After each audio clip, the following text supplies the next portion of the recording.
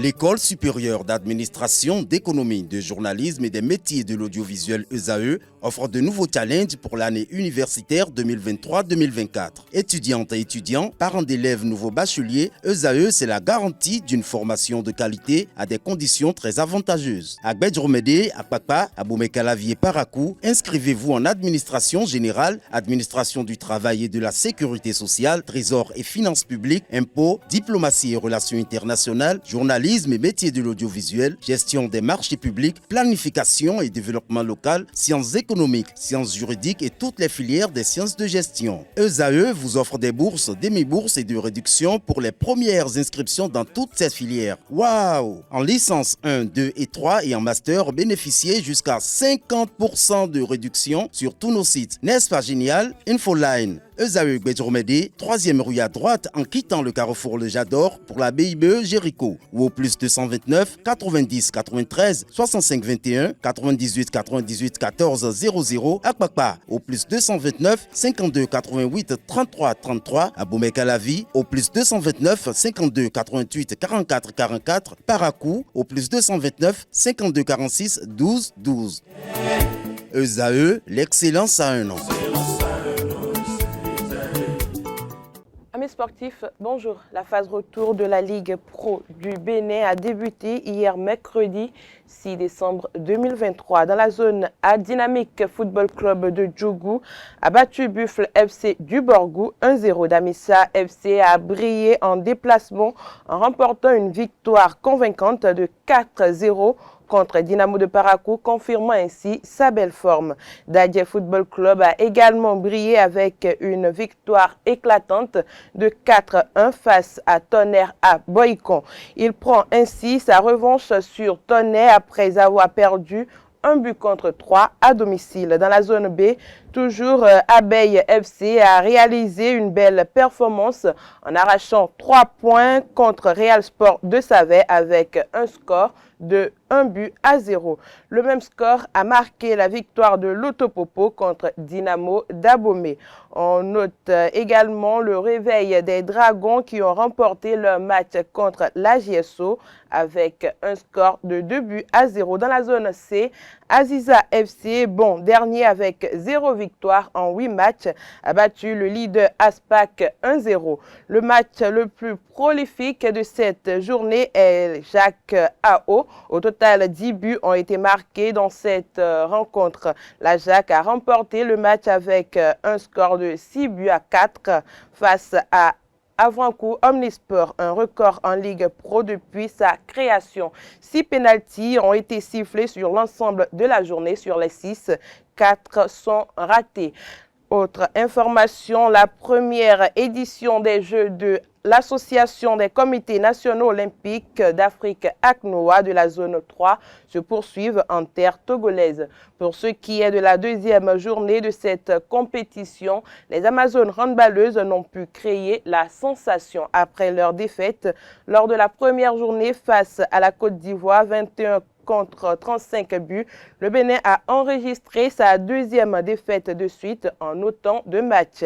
Elles ont courbé les Chines 30-24 face au Nigeria. Le Bénin a quand même une chance de ne pas terminer la compétition à la dernière position puisqu'il va livrer une ultime rencontre, je dirais, de classement 5e et 6e place face à la dernière sélection de la poule A. Basketball à présent, Aspac Basketball Club est en phase finale de la FIBA Africa Women's Basketball League. L'équipe du port autonome de Cotonou a composté son ticket qualificatif pour Égypte 2023 lors du tournoi qualificatif de la zone 3 disputé du 3 au 5 décembre 2023 au MO Arena d'Abuja. Victorieux du MFM dimanche en ouverture, le club du port autonome de Cotonou a perdu contre Custom Nigerian Service dans ce groupe à 3. Deux conditions permettaient à l'ASPAC de se qualifier: une victoire de Custom ou une courte défaite du leader du tournoi. Il fallait attendre l'issue du match MFM Custom mardi pour s'assurer. Le suspense a duré une mi-temps, mais Custom a gagné 49 contre 55. La phase finale de la FIBA Africa Women's Basketball League se déroulera en Égypte du 11 au 18 décembre 2023. La zone 3 sera représentée par Custom et Aspac Basketball Club. Autre information, la Fédération béninoise d'athlétisme a démarré depuis le 4 décembre dernier au stade de l'Amitié un camp d'entraînement au profit de ses athlètes. Il s'agit de 2 camps en un qui regroupent pendant 10 jours 40 athlètes filles et garçons des catégories U16, U18 et U20 issus du tournoi intercollège organisé par la Fédération béninoise d'athlétisme. Objectif, donner les rudiments nécessaires à ces athlètes afin de faire d'eux des athlètes confirmés pour le développement de l'athlétisme béninois. Ainsi, sous la houlette du technicien français Alexandre Kelber, spécialiste du sprint et des restes, ces athlètes seront soumis à plusieurs exercices capables de les faire maintenir la forme et de leur donner des techniques capables de les aider dans les compétitions continentales et internationales. Parlons toujours de formation. Un séminaire de formation s'est ouvert à Cotonou, toujours lundi dernier, à l'endroit des entraîneurs de golf pour l'obtention du diplôme d'initiateur de golf, ce qui équivaut au niveau 1, organisé par la Fédération béninoise de la discipline, avec le soutien du Comité national olympique et sportif béninois à travers le Fonds de la solidarité olympique.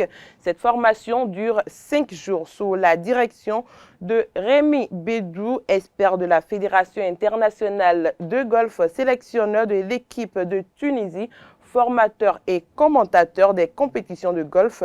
Les 16 stagiaires, dont la plupart sont des professeurs de sport et des étudiants de l'INEPS entre la 2e et la 5e année, vont être immergés dans les réalités de cette discipline sportive. Au cours de cette formation, ils vont aussi prendre connaissance avec le matériel, les règles et étiquettes, en passant en revue le parcours de certains champions et les tournois célèbres dans le monde. C'est tout pour la page des sports de ce matin. Merci et à très bientôt.